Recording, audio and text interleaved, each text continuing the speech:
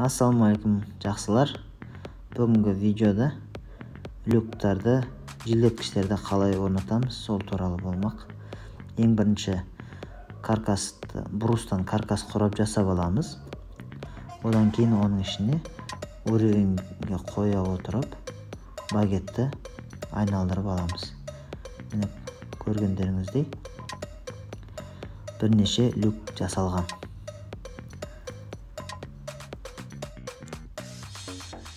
Енді осы люктарды әбден жасалып болғаннан кейін, багеттеріміздің бары орнатылып болғаннан кейін, полотномызды осының бетіне ешқай жерін кеспей бүтіндей тартып аламыз. Міне көргендеріңіздей бәрі ешқандай кесілген жоқ әлі.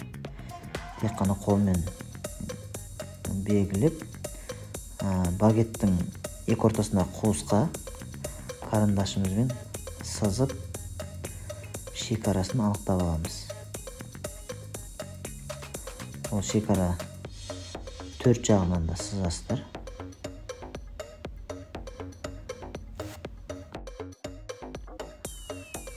Осыны осылай сызып болғаннан кейін гарпунды сызықтың сырт жағына қарай гарпунды клейлеп шығамыз. Төрт жағынан да клейлеп шығамыз. Клейлегеннен кейін осындай болып көрініп тұрады.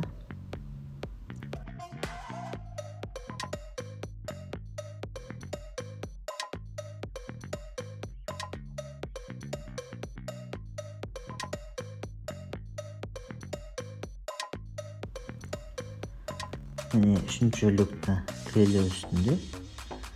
Клейлеп болғаннан кейін бір жақ жағын кестіңіздер. Сол пушкамен қыздырып тұрып, бір жақ жағын шпательмен салып аламыз. Бірден бәрін кесіп тастауға болмайды. Ақырындап бір жағын кесіп аламыз. Одан кейін ол жағын салып алғаннан кейін қарама-қарсы жағын алып, сол жағын кесеміз де. Ол жағында салып аламыз.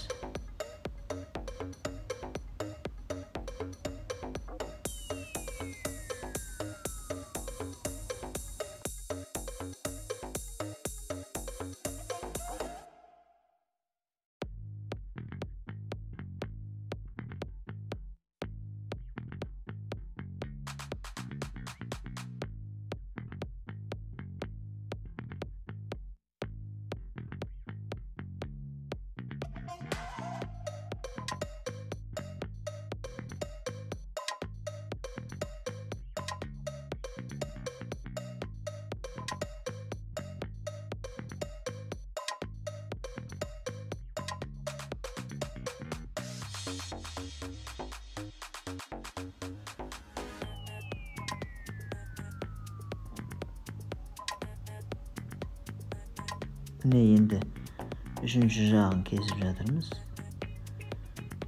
Ақырындап үшінші жағын кесіп алдық.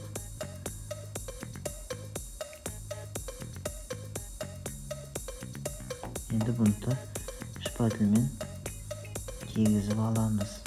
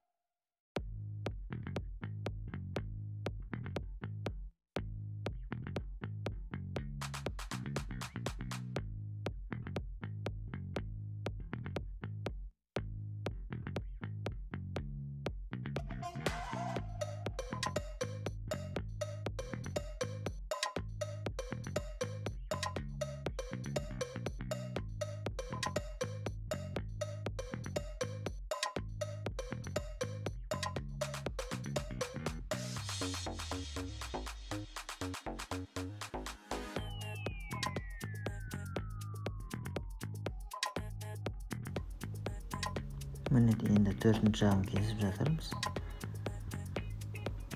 Осыларды 4-жагын келтіріп алғаннан соң 4 бұрышын салатын боламыз.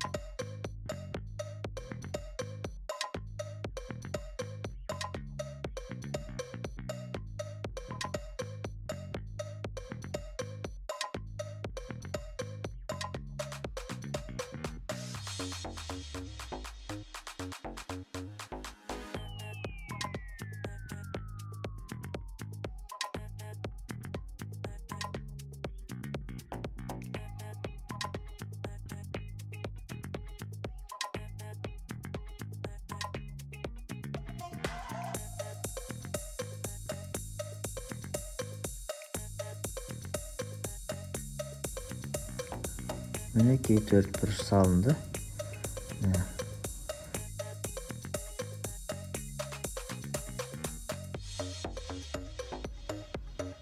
Енді бұрыш-бұрыштарында кішкене мыжылған жерлер болған жағдайда пушкамен сәл қыздырып жіберу керек.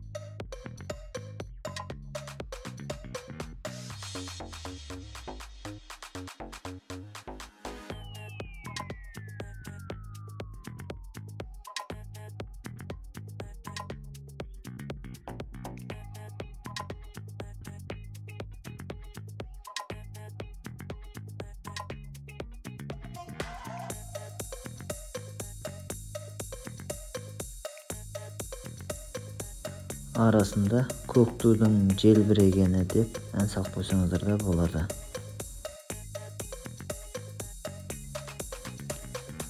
Міне үшеуі де жасалып бітті.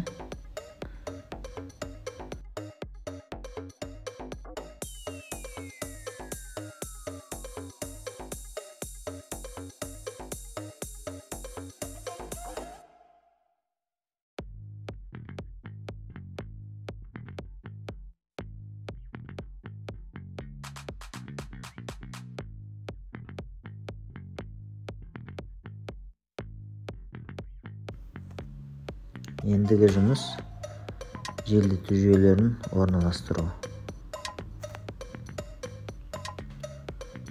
Жәнегідей шеттеріне тез қалматындай етіп жабамыз. Соңын екі шетінде өзің орналастыратын жүріп керетін жеріне қатырамыз.